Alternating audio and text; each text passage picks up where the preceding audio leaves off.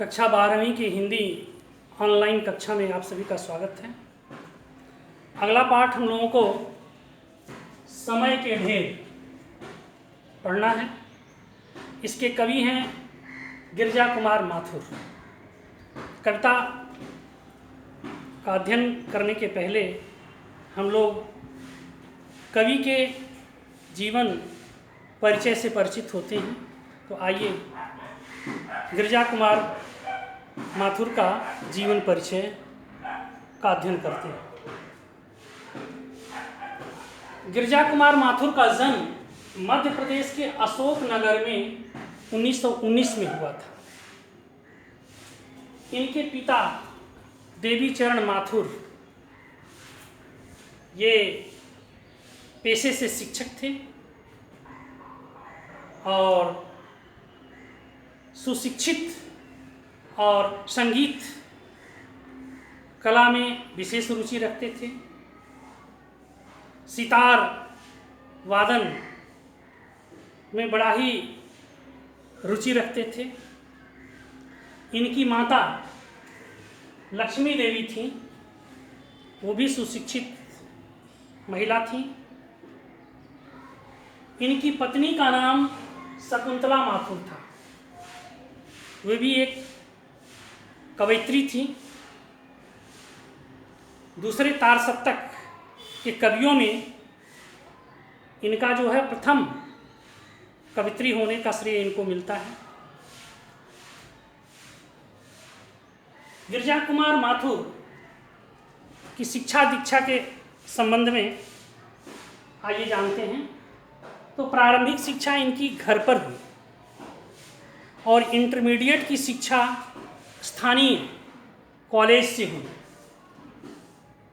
प्रारंभिक शिक्षा घर पर, इंटरमीडिएट की परीक्षा स्थानीय कॉलेज से, और स्नातक यानी बीए की परीक्षा ये ग्वालियर के विक्टोरिया कॉलेज से किए थे।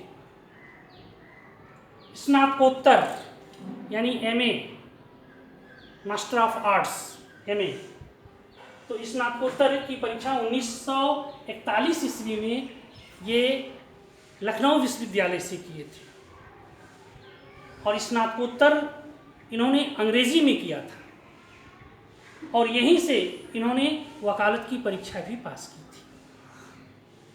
वकालत की परीक्षा पास करने के पश्चात ये कुछ दिनों तक वकालत का कार्य किए थे। उसके पश्चात ये ऑल इंडिया रेडियो के अनेक महत्वपूर्ण पदों पर इन्होंने कार्य किया। विविध भारती जो लोकप्रिय चैनल था, इन्हीं की संकल्पना का मूर्त रूप लोग कहते हैं कि था। तो विविध भारती इन्हीं की संकल्पना का मूर्त रूप था विविध भारती।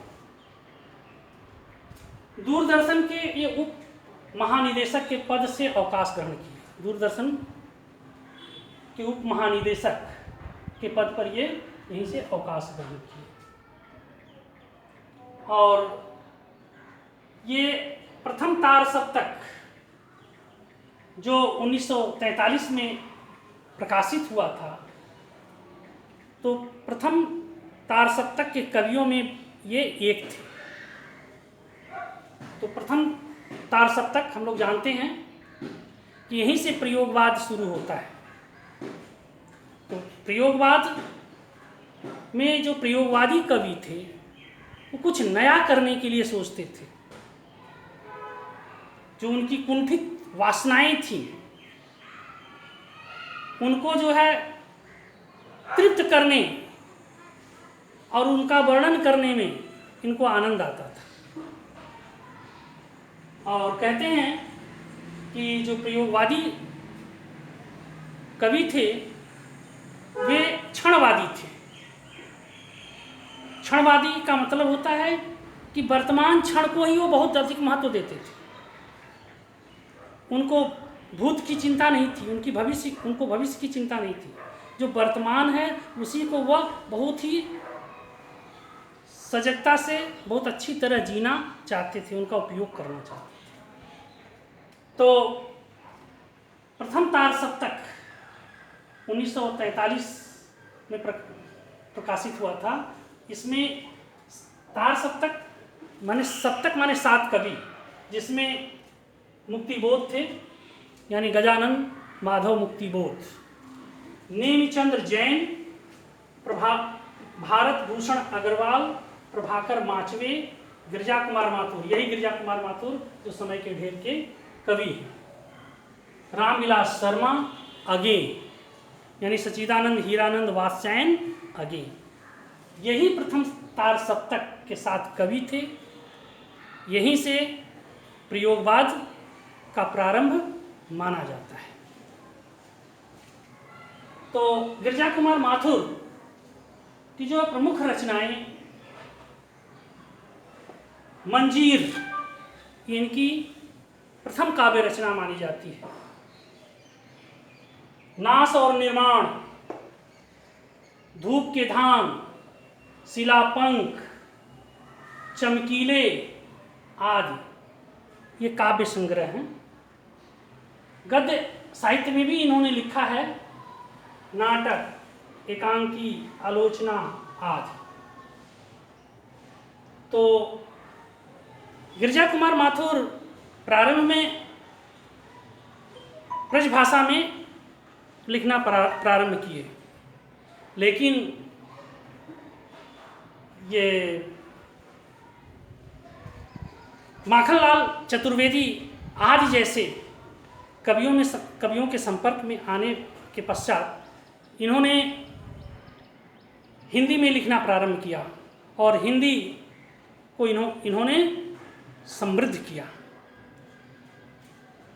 हम होंगे कामयाब जो समूह गान है, बहुत चर्चित हुआ है, इन्हीं के द्वारा लिखा गया है, हम होंगे कामयाब एक दिन। और जो आप कविता पढ़ेंगे समय के ढेर पर,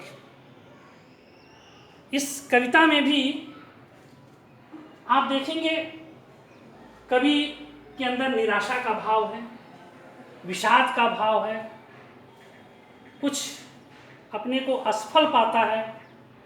कविता में रुग्णता भी देखी जाएगी, क्योंकि इस काल के कवि नए नए प्रतिमानों, नए नए बिंबों, नए नए जो है शब्दों, नए नए उपमानों को जो है प्रयोग करना चाहते थे।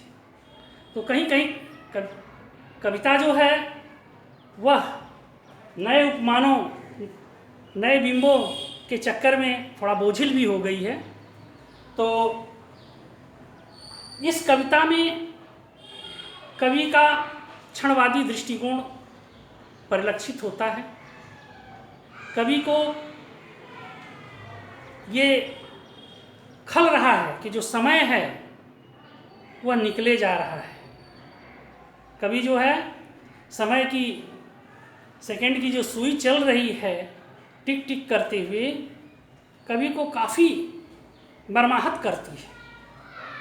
कवि सोचता है कि जीवन का एक एक क्षण यूं ही गुजर जा रहा है और हम मृत्यु के निकट चले जा रहे हैं।